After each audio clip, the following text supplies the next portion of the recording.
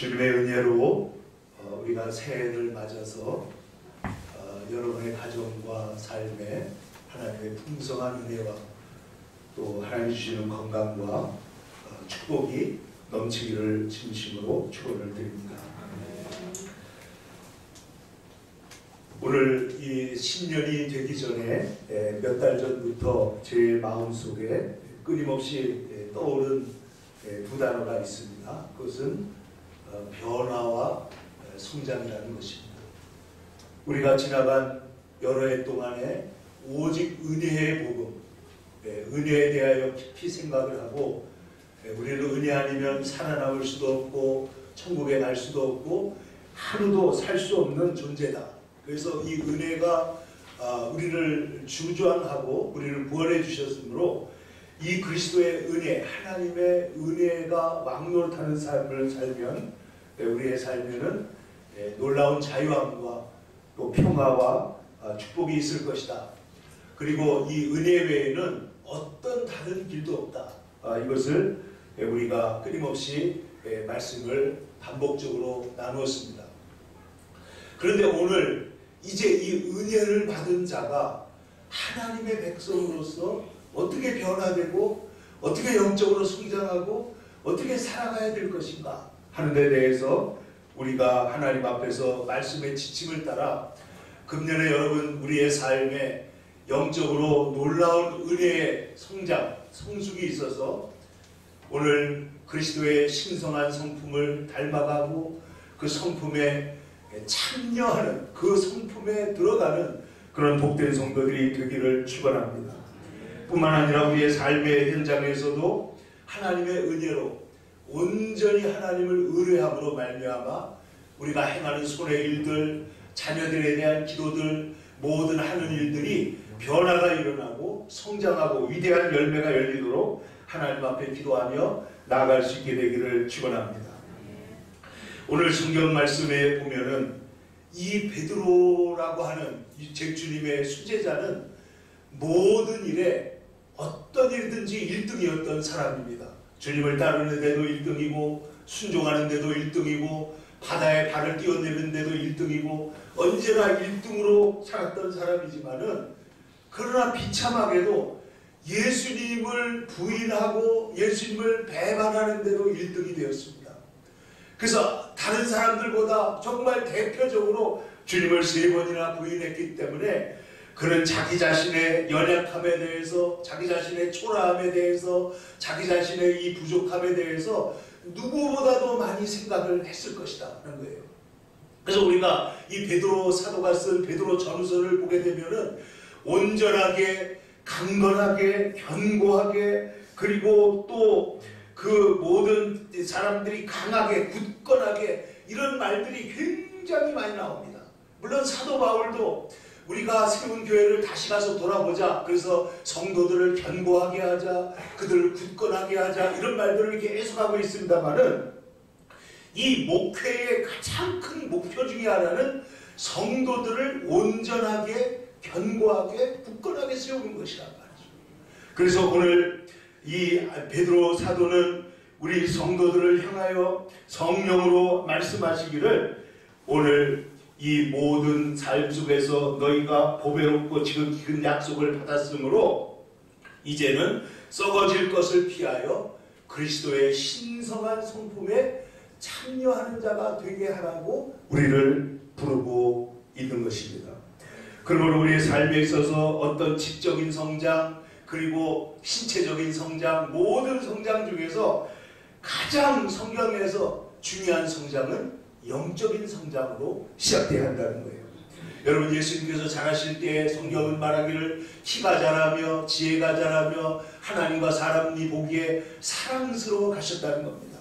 그러니까 예수님은 신체적으로도 자랐습니다. 정서적으로도 자랐습니다. 그리고 영적으로도 자랐습니다. 그리고 모든 면에서 균형 있게 자라서 관계적으로 모든 일에 성장했다는 것을 성경이 기록하고 있는 것입니다. 그런데 오늘 보세요. 베드로뿐만이 아닙니다. 아브라함도 분명히 하나님의 택함을 받은 하나님의 우리는 아브라함을 생각할 때 전에 방질 목사님께 제가 물어봤습니다. 성경에 나오는 인물 중에 누구를 가장 존경하느냐고 그러니까 아브라함이지 그러더라고. 아브라함. 위대한 아브라함도 여러분 아시는 대로 주님의 부르심을 받았을 때 25년 동안이라 무려 휘청휘청하고 갈팡질팡하고 미숙하고 어리고 유치한 짓을 하다가 마지막에 주님을 온전히 따르게 된 것이에요. 그리고 나서 그 아들 이삭을 얻은 후에 그 아들 이삭을 하나님께 바치라고 했을 때 모리아 산에서 하나님께서 말씀하십니다. 이제야 내가 나를 사랑하는 줄 내가 알겠다. 이제야. 그러니까 아브라함도요, 하나님께 부름받은 지 무려 40몇 년이 지난 다음에 하나님의 인정을 받은 것입니다. 너는 이제 내 믿음은 믿을만하다라고 말씀을 했다라는 거예요. 그러니까 여러분, 우리의 미숙함이라고 하는 것은 베드로만 그런 것이 아닙니다. 아브라함만 그런 것이 아닙니다. 성경에 나오는 모든 위대한 사람들도 우리 예수님을 빼놓고는 다 부족하고 미숙하기 때문에, 그래서 주님을 닮아가고 주님의 성품에 참여하기를 간절히 우리에게 원하고 있다 하는 것입니다. 여러분, 오늘 이 영적 성장의 측면에 대하여 성경은 말합니다. 그리스도의 장성한 분량이 충만한 데까지 우리가 자라간다라고 말씀을 한 것이죠. 그래서 사실 우리의 속에 연약한 것이 있으면, 우리의 속에 문제들이 있으면 우리는 사실 사회적으로 볼 때도 정서적으로 미숙한 어른들이 너무나 많아요. 어른아이입니다. 어른아이. 저는 이런 사람들을 여러 명 만나봤습니다. 우리 자신 안에도 다 뭔가 유치한 부분이 있지만은 정서적으로 성장을 하지 못해가지고, 성경은 말하기를 고린도전서, 우리가 지난번에 세미나 했잖아요.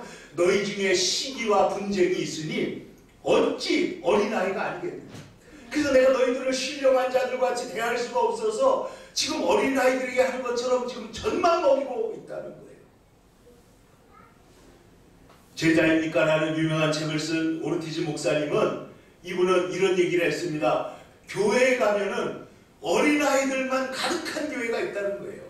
여기서 울면 목사님이 쫓아가서 젖을 물려주고, 저기서 울면 쫓아가서 기저귀를 갈아주고 왔다 갔다 하는데 교회에 성숙한 사람은 하나도 없고 어린아이들만 가득한 교회. 그래가지고 여기저기 다니면서 젖만 먹이는 그런 성도들이 되어서는 안 되겠다는 것이죠. 그래서 시기와 분쟁이 있으니 너희가 어린아이다 말씀을 했고, 또 성경 계속 말하기를 너희가 속임수와 간사한 유혹에 빠지고 온갖 풍조에 밀려 요동하는 것을 보니, 에베소서 4장입니다. 그런 것을 보니 너희가 영적으로 어린아이라는 거예요. 그러니까 말씀에 굳게 뿌리지를 내지 못하고, 이 사람이 이만하면 저쪽에 따라가고 저 사람이 저만하면 이쪽에 따라가고 이러면서 갈팡질팡하는 것이, 그것이 어린아이, 영적으로 유치한 사람의 특징이다 하는 것입니다. 세 번째로는 시기와 분쟁, 속임수뿐만 아니라 말씀, 히브리서 5장 13절에 말씀하기를 이는 젖을 먹는 자마다 어린아이니 의의 말씀을 경험하지 못한 자라 그랬습니다. 그러니까 말씀의 지식이 얕으면 영적으로 볼 때는 어린아이라는 거예요. 그러니까 우리가 영적으로 성장하기 위해서는 두 가지 방면에, 성경은 은혜와 지식에서 자라가라 이런 말이 있습니다. 한번 따라해보세요. 은혜와 지식에서 자라가라. 우리가 영적으로 성장하는 것은 은혜가 자라는 것입니다. 은혜가. 그래서 우리의 삶의 모든 것을 은혜로 해석하고 은혜로 볼 수 있는 사람. 심지어 우리 부모님이 우리 어렸을 때는 엄마가 우리 야단치거나 아빠가 혹시라도 이렇게 야단을 치면은 우리 누가 그러는데 뭐 다리 밑에서 주워왔나봐 이러고 탁 낙심이 되지만은 철이 들고 나면 그 부모님이 나를 책망하거나 나를 꾸짖은 모습에도 깊은 사랑이 있다는 것을 알게 되는 것이죠. 그러니까 이 은혜에서 자라간다. 성경에 보면 너희가 은혜를 참으로 깨달은 날로부터 열매를 맺는다 이런 말씀이 있어요. 그러니까 은혜만큼 성장하는 거예요. 그리스도인들은 은혜가 골짜기가 깊을수록 그곳에 은혜가 많이 보이는 것입니다. 그 은혜만큼 우리가 성장하는 것이다. 그래서 하나님께서 우리와 함께 하시고 우리를 도우신다. 이 은혜가 얼마나 귀한 것인가 하는 것을 깨닫고 더 깨닫고 깨닫는 만큼 성장하는 것이고, 지식에서 자라가라 하는 것은 예수 그리스도를 아는 지식에서 자라가라는 거예요.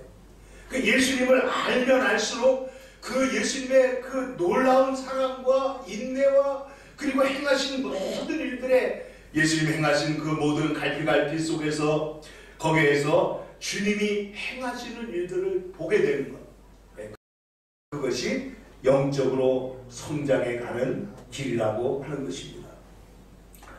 그러므로 우리는 영적으로 성장하기 위해서는 참으로 하나님의 말씀 앞에서, 그리고 은혜가 더 우리 안에 체질화 돼서, 여러분 탕자가 집으로 돌아왔을 때 그는 아버지에게 재산을 갈라달라고 할 만큼 아주 무지하고, 그리고 그걸 다 가지고 나서 다 막 써버릴 정도로 유치하고 불완전한 사람이었지만은, 아버지 집에 돌아와서 아버지가 자기를 있는 모습 그대로 다 받아주는 것을 볼 때에 그의 마음속에는 이 은혜의 세계에 대한 놀라운 각성이 생기는 거예요.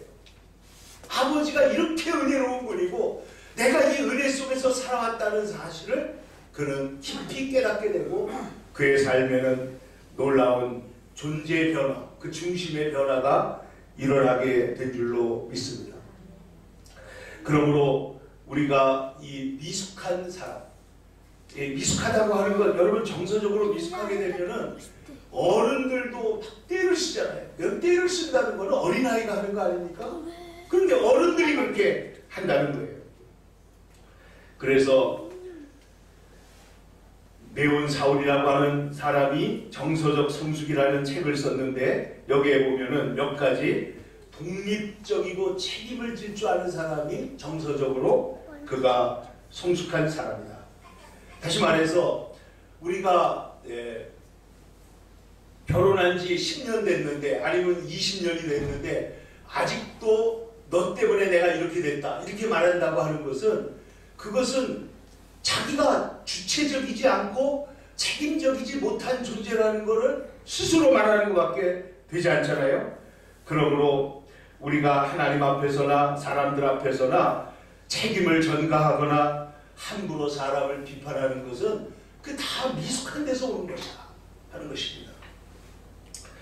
또한 성숙한 사람은 다른 사람들과 협력하고 사회성이 있고 조화되는 삶을 살 줄 안다 하는 것입니다.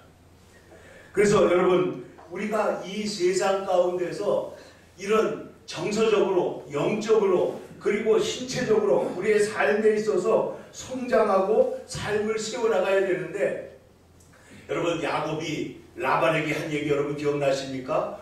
나는 어느 때나 내 집을 세우리까. 이 야곱은 자기의 어떤 일을 세우는 일에 있어서 굉장히 목표가 강한 사람입니다. 그런데 외삼촌 집에서 지금 양을 치고 있는데, 외삼촌의 양은 지금 야곱이 온 다음에 엄청나게 지금 부흥하고 성장하고 잘 돼가고 있는데, 자기는 지금도 양을 치고 있는 거예요. 그래서 어느 날 외삼촌에게 가서 이렇게 말을 합니다. 나는 어느 때나 내 집을 세우겠습니까? 그러니까 외삼촌이 있다가 이 아이를 놓치면 큰일 나겠거든요. 그러니까 그럼 내가 월급 얼마 줄까? 네가 정해라. 이러니까 외삼촌 월급 주지 마시고요, 얼룩얼룩한 거, 그 다음에 까만 거, 이런 양이나 염소를 하면 그거 내 것으로 해주십시오. 그러니까 라반이 얼른 머리에서 계산기를 돌리는 거예요. 보니까 흰색 양은 80% 90%인데 얼룩얼룩한 양은 10% 20%밖에 안 되는 것 같거든요. 그러니까 그렇게 하자. 그렇게 해가지고 일이 시작이 됐는데, 그 다음부터 보니까 바꾸면 바꾸는 대로 야곱의 것만 잘 되는 거예요. 근데 여러분 분명한 것은, 여러분 야곱이 자기의 집을 세우려고 수고하고 애썼던 것처럼 우리들도 우리의 삶을 세우기 위해서 청년들 같으면은 결혼을 한 다음에 어떻게 가정을 세울 것인가, 결혼했으면 자녀들을 어떻게 세울 것인가, 그것도 다 성숙한 자의 표지 아닙니까? 그런데 오늘 이 변화 성장이라고 하는 측면에 여러분 오늘 우리가 영적인 얘기를 하고 있지만은 성경은 말하기를 내 영혼이 잘된 같이 뭐가 잘 된다고 그랬어요? 범사가 잘 된다는 거예요. 영혼이 잘 돼야 범사도 잘 되고 강건케 된다는 것입니다. 내 영혼이 잘된 가치라고 하는 말은 그 일과 같이 병행하게 되어 있다는 말이고 예수님은 말씀하시기를 먼저 그 나라와 그 일을 구하라 그리하면 이 모든 것을 너희에게 더하시리라 하는 말도 먼저 하나님과의 관계가 회복되어야 삶의 모든 것들이 이방인들처럼 우리가 애쓰고 갈팡질팡하지 않아도 하나님이 다 채워주신다라고 주님이 약속하신 거라고 하죠. 그러므로 여러분 은혜 안에 자라가는 거룩한 주의 백성들이 되기를 축원합니다. 지식에서 자라라. 예수님을 더욱 알아가고 주님을 살아가는 그런 사람으로 저를 아는 지식에서 자라나라 하는 것입니다. 여러분 이 우리가 하나님의 말씀을 듣는 것이 우리의 삶을 얼마나 바꿀 수 있느냐. 여러분 이거는요 정말 실로 하나님의 말씀 우리가 늘 링컨 대통령 이런 분들 얘기를 하지만은 정말 하나님의 말씀을 받고 깨닫고 교훈을 받은 사람은 이 세상에서 볼 때에도 가장 높은 교육, 가장 높은 박사학위를 받은 사람보다도 판단력이나 생각하는 힘이나 모든 것들이 가장 뛰어나게 되는 줄로 믿습니다. 이 예수 그리스도를 아는 지식에서 자라면 세상의 지식은 그것은 배설물과 같은 거라고 바울이 말했잖아요. 내가 세상에서 공부를 많이 했습니다. 그는 남달리 총명하고 머리가 좋은 사람입니다. 가말리알 문화에서 공부를 했고 그는 정말 오늘로 말하면은 인류, 초인류 엘리트였던 사람이에요. 그런데 예수님을 만나고 나니까 자기가 가지고 있던 모든 지식은 정말 태양빛 한때 촛불만도 못한 것이다. 이것은 아무것도 아니다. 오히려 이것은 주님의 진리를 배반하는 특성이 있으므로 내가 이것을 배설물같이 버린다. 오직 그리스도를 아는 지식이라고 하는 것이 이렇게 중요하다 하는 것입니다. 여러분 제가 일본에 있을 때도 한번 그 특집 방송 같은 거 하는 걸 우연히 본 적이 있는데 여러분 괌이라고 하는 섬이 있지 않습니까? 이국령 괌이 있는데 이 괌에서 2차 대전 중에 1972년도에 요코이 쇼이치라고 하는 그런 육군 하사입니다. 육군 하사가 무려 27년 동안 그 섬에서 숨어 살다가 발각이 돼가지고 잡혀서 그가 일본으로 돌아올 일이 있습니다. 이게 도대체 어떻게 된 일이냐 하면은 그는 일본 육군 보병 제38년대 5장이 우리나라 하사인데 이 사람이었는데 이 사람이 2차 대전이 끝나고 그리고 일본 왕이 항복선언을 했잖아요. 항복선언을 하고 1945년 8월 15일 날 항복선언을 하고 전쟁이 끝나고 일본은 패전국이 됐는데 이 사람은 산속에서 숨어 살면서 혼자서 전쟁놀이를 한 거예요. 혼자서 살다가 무려 7년 정도가 지난 다음에 전쟁이 끝났다는 것을 알았어요. 그런데 이 사람이 거기에서 나오지를 않고 그 속에서 숨어서 20년을 더 산 것입니다. 그래야 이 사람이 27년 만에 잡혔는데 여러분도 한번 요코이 이 사람 괌 요코이 한번 사진을 찾아보세요. 완전히 남루한 옷에다가요. 전쟁이 끝났다는 말을 처음에는 듣지 못했고 그 다음에 들었어도 수용하지 못했을 때 27년 동안의 그의 삶은 짐승 같은 삶이었다는 거예요. 여러분 예수님께서 우리에게 오셔서 예수 하나님이 세상을 이처럼 사랑하사 독생자를 주셨으니 이는 저를 믿는 자마다 멸망치 않고 영생을 얻게 하셨다고 하는 이 말씀을 듣지 못한 사람의 영적 상태가 이 요코이 하사하고 다를 게 뭐가 있냐는 거예요. 말씀을 듣고 말씀의 지식에서 자라야 우리가 성장하게 될 줄로 믿습니다. 그러면 여러분 하나님의 말씀을 읽고 말씀을 깊이 묵상하고 암송하고 하나님의 말씀에 귀 기울이는, 그렇게 할 때 여러분 은혜와 지식에서 자라가게 될 줄로 믿습니다. 여러분 대개는 들어본 말일 텐데, 어떤 청년이 성경을 보는데 전체적으로 보는 법이 없고 꼭 아무데나 눈을 열어서 한 절씩만 보는 거예요. 그러니까 여러분, 이 사람이 성경을 열었는데 어느 날 딱 성경을 보니까 예수께서 주무시니라, 그러니까 나도 주무셔야지. 아침에 딱 읽어보니까 유다가 물러가서 목을 메어 죽으니라, 그런 말이 나오는 거예요. 이거 나보고 죽으라는 말인가? 그 또 어떻게 해가지고 딱 열어보니까 이번에는 가서 너도 이와 같이 하라, 말씀이 나오는 거예요. 그러니까 이 사람이 이게 더 황당하잖아요. 그랬더니 요한복음 13장 27절이 나왔는데 너 하는 일을 속히 하라, 이 규정이 쏙 들어오는 거예요.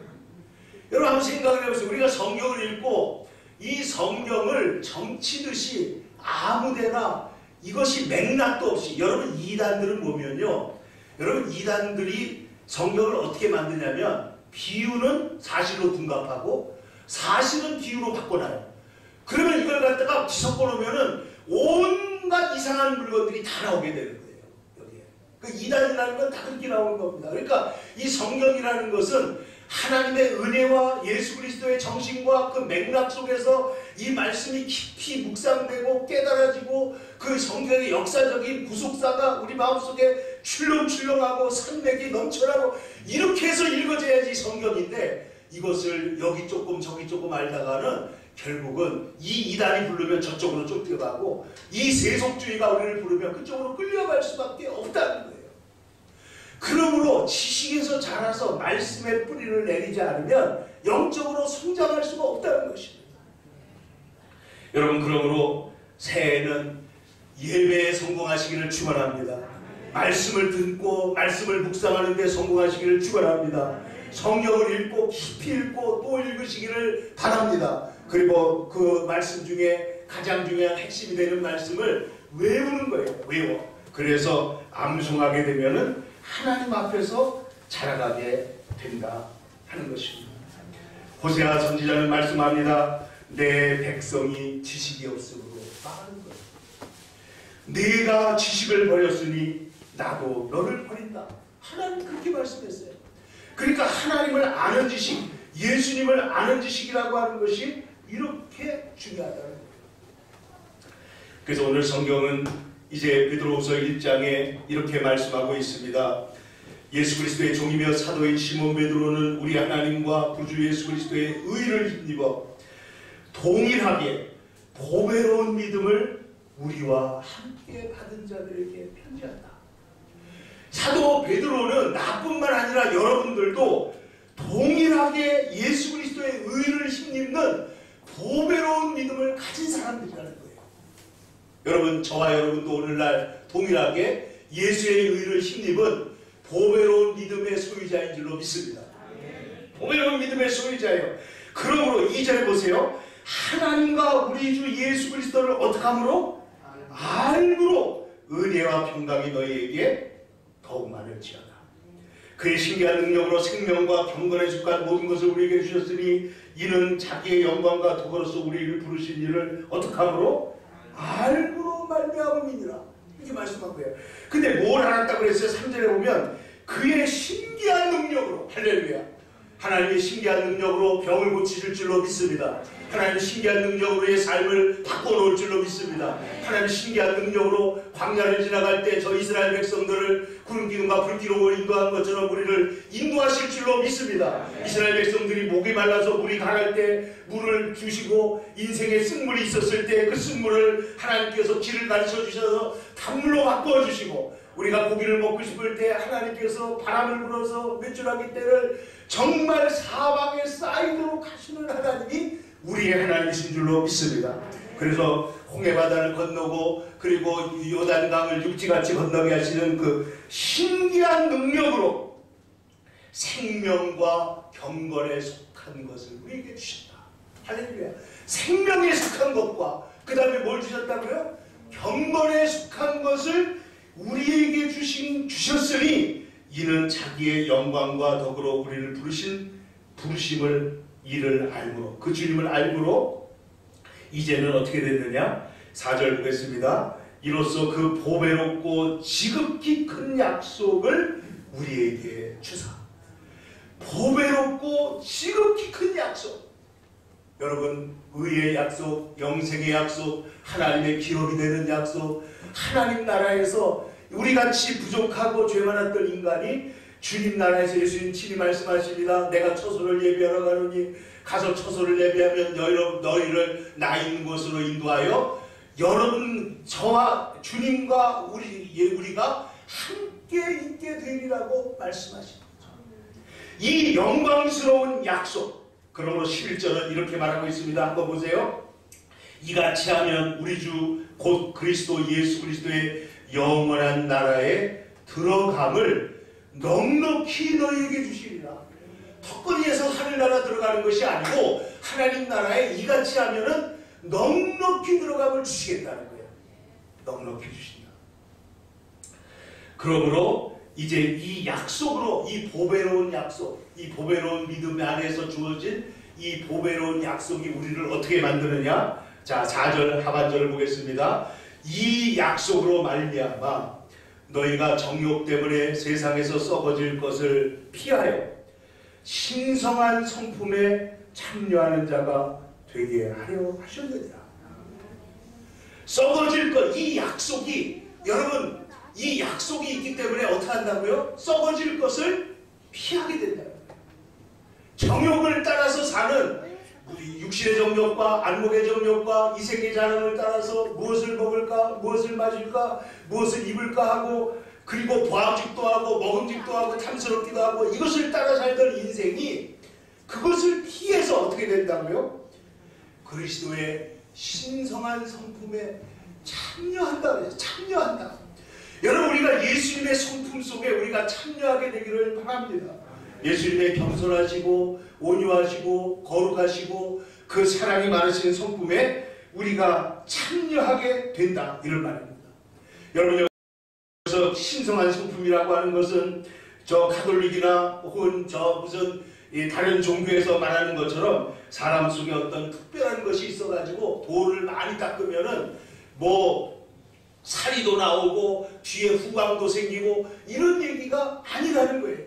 여기서 신성이라고 하는 말은 여기에서 우리가 영적으로 성장해서 신성하게 된다는 것은 오직 그리스도 예수와의 참된 연합을 통해서 성령의 교제로 그리스도의 성품이 우리 속에 흘러들어오고 우리가 그리스도의 성품에 참여하게 돼서 주님과 교제하게 되는 것을 말하는 것입니다. 그러면 여러분, 주님의 거룩한 성품에 참여하는 자가 되시기를 축원합니다. 여러분, 종교개혁자 깔뱅은 이런 말을 했습니다. 현재의 고난은 장차 우리에게 나타날 영광과 좋게 비교할 수 없도다. 로마서 6장 18절인데 이 칼빈이 죽기 전에 마지막으로 이 말씀을 여러 번 암송을 하다가 돌아가셨다는 거예요. 저는 이런 얘기를 많이 들었습니다. 도널드 맥가브란이라고 하는 유명한 선교학자, 훌러신학교의 교수님이었는데 이분은 돌아가실 때 모든 백성과 종족의 모든 종족, 모든 족속에게 모든 족속을 제자로 삼아는 예수님 말씀 있잖아요. 이분은 선교학자답게 죽을 때 계속해서 판타테에스네 이 말이 모든 족속으로 제자를 삼는다. 족속으로라는 말이에요. 모든 종족. 그런데 이 깔뱅은 과연 하나님을 경외하고 기독교 강요를 썼던 사람답게 그는 현재의 고난은 장차 우리에게 나타날 영광과 좋게 비교할 수 없다. 여러분, 사도 베드로가 편지를 보낼 때 가장 강조한 게 뭐냐면 잠깐 너희가 고난을 당하지만은 하늘의 영광을 누리는 존재라는 것을 거듭거듭 말하는 거예요. 잠깐 고난. 여러분, 이 땅의 고난은 잠깐입니다. 그러므로 고난을 과장하거나 고난을 너무 지나치게 생각하지 말고 성숙한 사람은 그 고난 속에서도 하나님의 은혜를 보게 될 줄로 믿습니다. 고난 중에 은혜가 있어요. 더 큰 은혜가 있어요. 생각하지 못한, 우리가 고난을 겪지 않고는 도저히 깨달을 수 없는 깊은 은혜가 그 속에 있는 줄로 믿습니다. 그러므로 이 약속을 붙드는 사람, 이 약속은 좀 어렵지만은 신학적으로 말하면 불가항력적인 은혜의 약속이에요. 이 말은 뭐냐면 하나님 우리에게 은혜를 주시는데 우리가 은혜를 거절할 방법이 없다는 거예요. 그래서 불가항력이라는 거예요. 그러니까 하나님께서 주도적으로, 하나님께서 압도적으로 우리에게 은혜를 주시기로 하면 은혜를 받을 수밖에 없는 거예요. 근데 은혜를 받는 자는 탕자가 그랬던 것처럼 다만 겸손하고 정직한 자에게 은혜가 주어지는 줄로 믿습니다. 그러니까 이 약속, 이 불가항력적인 약속을 붙들 때 그리스도의 신성한 성품에 참여하는 그 패스를 얻게 되는 거예요. 약속을 붙드시기를 축원합니다. 여러분, 우리가 정말 약속을 확실히 붙들고 있으면은 함부로 살 수가 없잖아요. 하늘나라에 대한 하나님 나라의 소망이 있기 때문에 그 약속을 따라 하나님 우리 눈에 아무것도 보이지 않고 귀에 들리지 않아도 약속의 말씀을 믿고 여러분 믿음 위에 굳게 서기를 축원하는 것입니다. 그러므로 이제 이 신성한 성품에 참여하는 길을 오늘 사도 베드로께서는 성령으로 우리에게 몇 가지로 믿음에 대해서 말씀을 하고 있습니다. 5절과 6절, 7절을 이제 같이 보겠는데 5절 먼저 보겠습니다. 시작. 그러므로 너희가 더욱 힘써 너희 믿음의 덕의 지식을 이렇게 말했습니다. 이제 우리가 하나님의 성품에, 그리스도의 성품에, 신성한 성품에 참여하는 것이 뭐냐 하면은 여기에 더욱 힘써, 여기 이렇게 말하고 마지막에 보면 뭐라고 하고 있냐면 7절 후반절에 사랑을 더하라. 이 더하라는 말이 공급하라는 말입니다. 공급하라. 그러니까 우리가 영적으로 성장하기 위해서는 그 약속을 지금 굳게 붙잡았잖아요. 그 붙잡은 상태에서 그 믿음 위에다가 덕을 세우라 하는 거예요. 덕을 세워라. 여러분, 여기 덕이라고 하는 것은 그야말로 그리스도인의 도덕적인 탁월성을 의미합니다. 그러니까 우리가 예수를 믿게 되면 그 믿음을 나는 예수 믿는 사람이야 하고, 여러분 우리가 나는 그 영화를 하도 속담해서 보진 않았지만은 무슨 그 어떤 영화에 보면 어떤 사람이 살인자인지 누군지 그 사람이 미량인가 하는 영화가 있다고 그러잖아요. 거기 보면은 아가지고 나는 하나님이 다 용서해 주셨다. 그 사람이 너무 속상해가지고 상처받은 사람이 세상에 이렇게 기독교가 왜곡돼서는 안 되는 거죠. 물론 하나님이 용서하십니다. 하나님이 최종적으로 용서권자고 사실은 하나님께서 사람들의 관계없이 용서하실 수가 있는 분이지만은, 그러나 내가 내 입으로 그렇게 말을 하는 순간에 그가 받고 있는 용서는 진실성이 없는 거 아니에요. 그러니까 여러분 보세요. 이 믿음의 덕을 공급해라. 덕을 공급해라. 그래서 우리 예수를 믿는 사람들이 그 성품이 덕스럽고, 우리가 복음의 핵심 중에 정직, 겸손, 관용 이런 것들 얘기했잖아요. 이 관용이라고 하는 것은 서로 사랑해라. 어떻게 사랑한다고요? 그 사랑의 핵심은 관용이에요. 그 사랑의 핵심은 수용이에요. 다른 사람들의 약점을 받아주는 겁니다. 그리고 너그럽게 그것을 풀어나갈 때 하나님께서 역사해 주실 줄로 믿습니다. 그러니까 성숙한 사람은 관용의 사람이에요. 관용의 사람. 수용성이 커질수록, 보세요. 사람의 대한 수용성, 까다로운 일에 대한 수용성, 어려운 일에 대한 수용성, 진리에 대한 수용성, 사랑에 대한 수용성, 모든 일에서 수용성이 커지는 사람이 큰 사람이 되는 거예요. 그러므로 성경은 말하기를, 예수님께서 우리에게 친히 말씀하십니다. 영접하는 자, 곧 그 이름을 믿는 자들에게는 하나님의 자녀가 되는 권세를 주시다. 믿음의 핵심도 영접하는 것이다. 영접하는 것이다. 거예요. 그 다음에 덕에는 지식을 공급하라. 그랬어요. 덕의 지식. 그 덕이 자기 생각으로, 세상에도 착한 사람 많잖아요. 요즘에 보면은 그 파출소 같은데 관공서 앞에다가 돈을 뭐 1억 원, 2억 원, 뭐 몇억 원씩 그것도 해마다 갖다 놓는 분들이 얼마나 많은지 몰라요. 얼마나 착하고 얼마나 훌륭한 사람들이 많은지 모릅니다. 그런데 이 덕의 성경은 지식을 공급합니다. 이거는 그리스도인으로서의 복음에 대한 지식일 뿐만 아니라 통찰력을 가져가는 거죠. 덕의 지식을, 그 다음에 지식의 절제를, 여기 절제는 썩어질 것을 피한다 그랬잖아요. 썩어질 것을 피하여, 욕망을 따라 썩어질 것을 피하여 절제하면서 그 다음에 인내한다. 인내라고 하는 것은 하나님을 신뢰하고 약속이 반드시 성취될 것을 믿는 것입니다.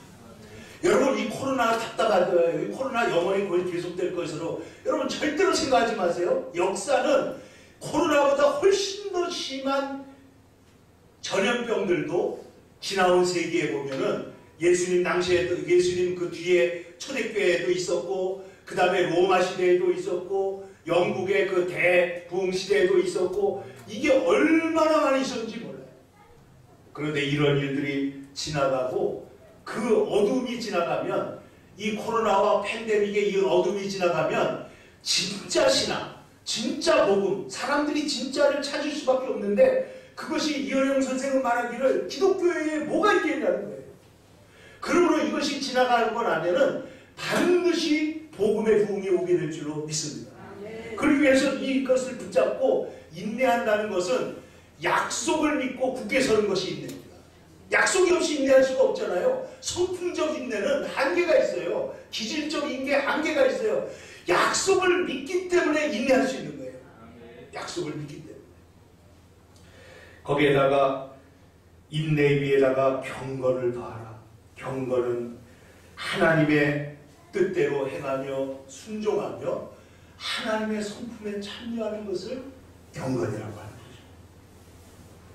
그 다음에 마지막으로 경건에다가 뭘 넣으라고요? 형제우애.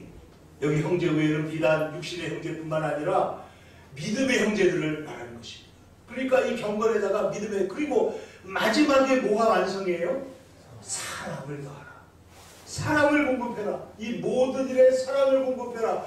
그러면 너희가 그리스도의 신성한 성품에 참여하는 자가 될 것이다 라고 말씀하시는 것이죠. 사랑하는 성도 여러분, 오늘 우리가 새해를 맞아서 주님 안에서, 주님, 제가 금년에 그 부족했던 베드로가 완전히 변화되어서 그가 부활하신 예수님을 만나고 물고기를 잡을 때만 해도 실패하고, 우리 송도영신 예배 때 말씀 나눈 것처럼 그 예수님께서 나를 따르라 하는 그 순간에 이 사람은 어떻게 되겠습니까 하고 또 딴소리 하던 베드로가 어떻게 변했다고요? 은과 금은 내게 없거니와 내게 있는 것으로 내게 주노니 곧 나사렛 예수 그리스도의 이름으로 일어나 걸어라. 사람들이 그 앞에 절하고 할 때 옷을 찢으면서 일어나라, 나도 사람이라. 권능의 사도, 일관된 주님의 제자, 그리고 참으로 겸손하고 겸손한 그런 그리스도의 제자로 성장해 갔던 거죠. 저와 여러분도 오늘 믿음 안에서 위대한 변화와 성장이 이루어져 가고 우리의 남은 여생이 그 믿음의 길, 복음의 길을 가는 복된 성도가 되기를 간절히 축원합니다. 기도하겠습니다.